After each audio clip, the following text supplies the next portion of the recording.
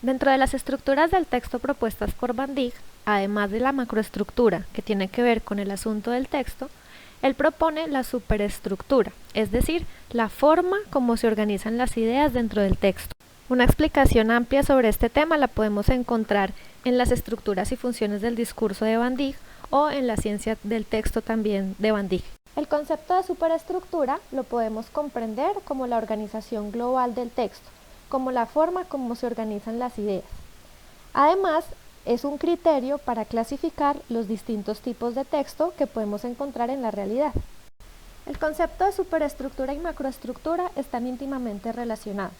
La macroestructura es el tema y la superestructura es la forma como se organiza el tema. El concepto de superestructura se relaciona también con el de silueta textual, es decir, podemos reconocer un tipo de texto a partir de la forma como se están presentando las ideas.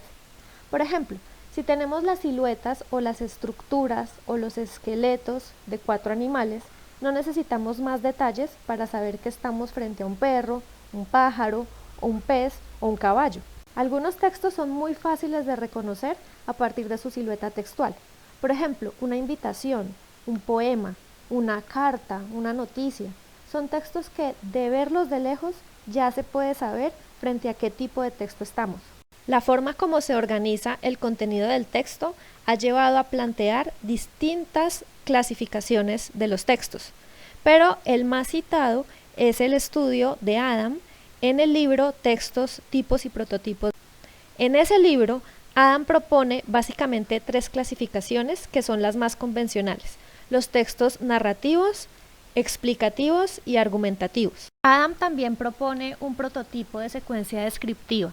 Sin embargo, al modo de ver de María Cristina Martínez, esa descripción más bien está al servicio de la narración, de la explicación o de la argumentación. Es decir, no constituye un tipo de texto, sino más bien una forma de organización textual. ¿Cómo se organizan entonces los textos narrativos? Por lo general, lo primero que pasa es que se presentan los personajes y el lugar, después esos personajes son víctimas de un conflicto y luego ese conflicto se resuelve. Por su parte, el texto explicativo inicia presentando el tema general, luego lo explica o lo desarrolla y se espera que al final se presente una síntesis de las ideas principales, aunque esto normalmente no ocurre. Finalmente, para la argumentación, lo primero que se presenta es la tesis o idea que se quiere defender. Luego se plantean los argumentos a través de los cuales se defiende esa tesis y al final se desarrolla la conclusión. Es de resaltar que estamos hablando de patrones, pero no todos los textos tienen esta misma clasificación. Si hemos leído a Borges, por ejemplo, o a Cortázar, sabemos que sus cuentos no tienen un inicio, nudo y desenlace.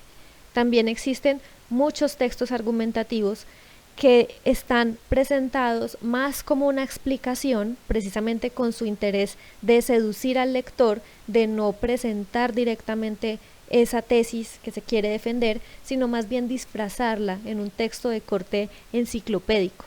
Entonces los límites no son claros, no son tajantes, pero sí esta clasificación nos permite comprender los patrones recurrentes a través de los cuales se desarrollan los textos.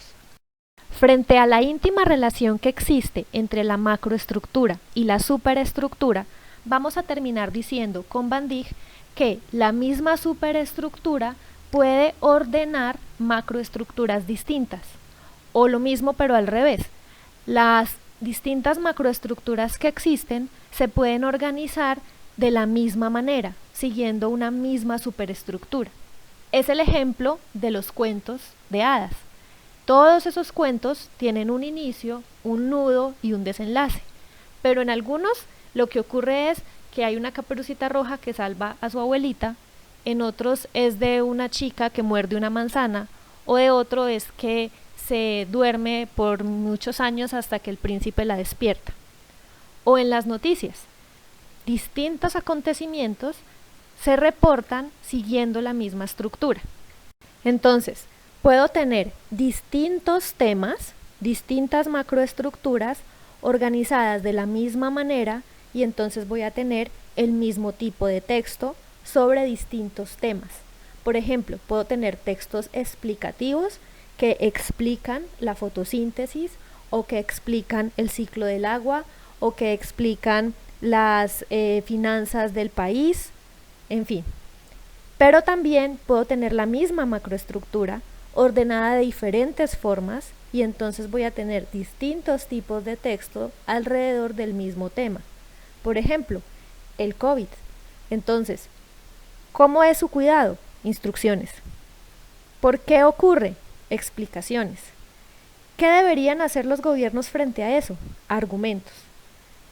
Es así como el estudio de los distintos tipos de texto va a estar mediado por el tema que tratan, pero también por la forma como se organiza la información.